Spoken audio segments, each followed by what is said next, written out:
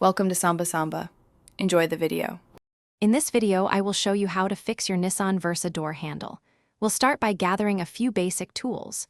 You'll need a trim removal tool, a Torx driver, and a small flat blade screwdriver. Having your new replacement door handle ready is also key. This guide focuses on a simple, easy-to-follow method, so you can get your door working smoothly again in about 30 to 45 minutes.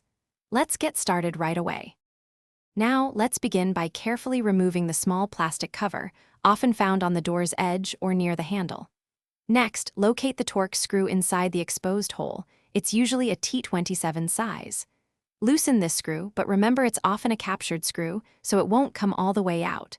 With the screw loosened, gently pry out the lock cylinder bezel. Finally, slide the handle rearward and pull it free from the door. With the old handle removed, you'll see two operating rods or cables connected to it. Carefully disconnect these from the old assembly. Now, take your new door handle and securely attach those same two rods or cables. This connection is crucial for proper function. Next, insert the front hooked portion of the new handle into its designated slot on the door. Then, slide the handle forward until it clicks firmly into place, ensuring a snug fit.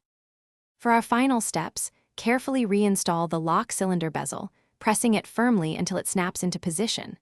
Next, tighten the Torx screw you loosened earlier, ensuring the handle is completely secure and flush against the door.